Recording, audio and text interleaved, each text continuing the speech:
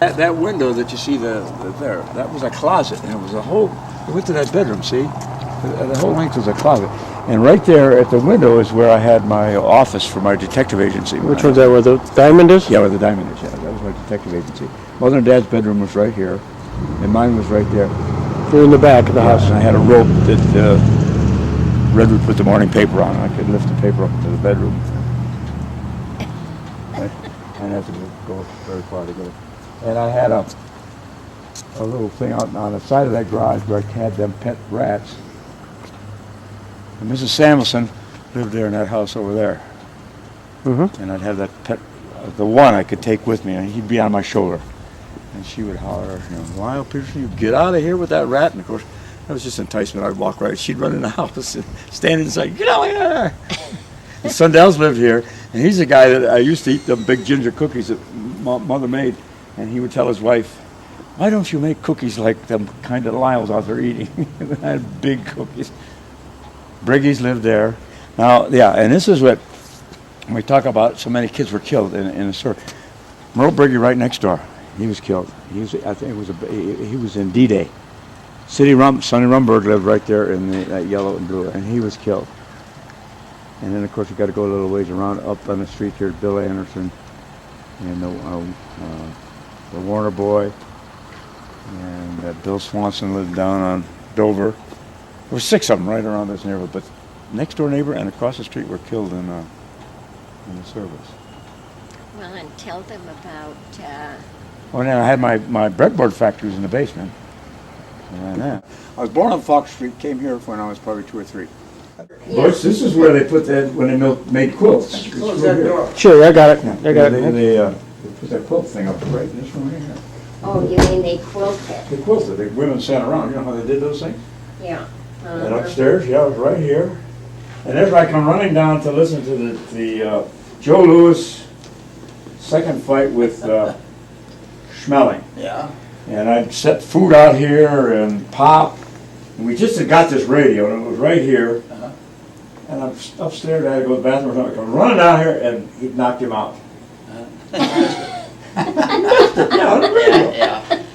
Yeah, well, Well, this hasn't changed much at all as far as the structure goes, no. Remember the shed, yes, that's where Mother used to feed these transient bums, that came around the neighborhood, and they had our house, and she would, they sit out there in that shed, and that's where she would feed them, I mean, there, small world.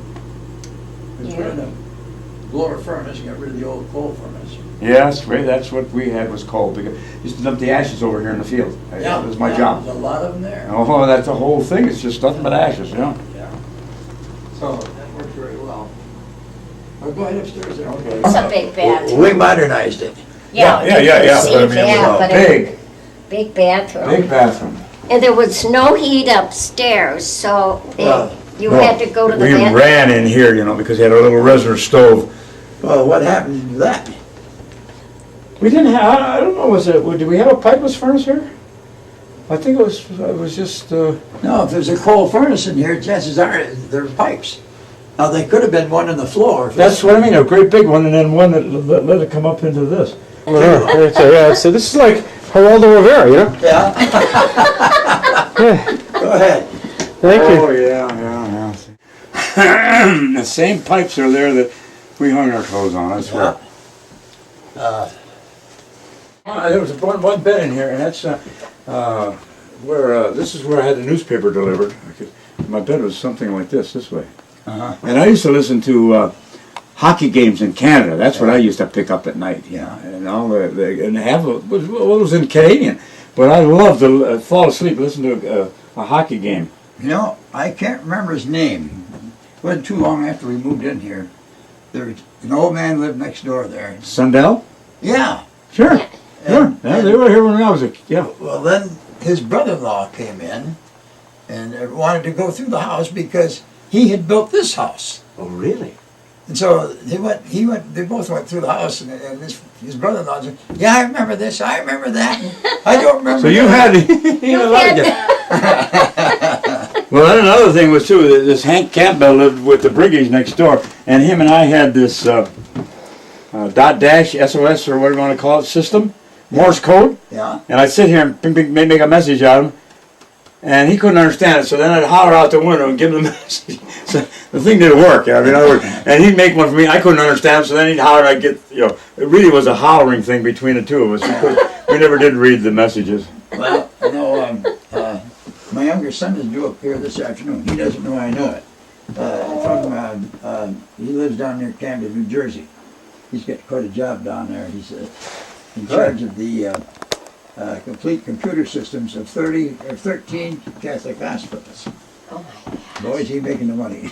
Oh, Quite a few people working. okay. So I could look out there, Yeah, and that was the window. I drew pictures of people I was investigating. I mean, I had Is a that great, right? great imagination. Yeah. Oh, well And then we now, had a newspaper too in the neighborhood. We ran a newspaper. I'll be darned. Another kid and I. Yeah. This is good living here. Yeah. But these closets, I'll never forget I them. know. Yeah, it's so. I know. We like that. oh, they're big. Yeah, he always talked about these big closets, and I never knew what they looked like. Yeah. Well, there's another one on this side, but that's crammed full of stuff. Yeah, well, yeah, got them on both sides, yeah.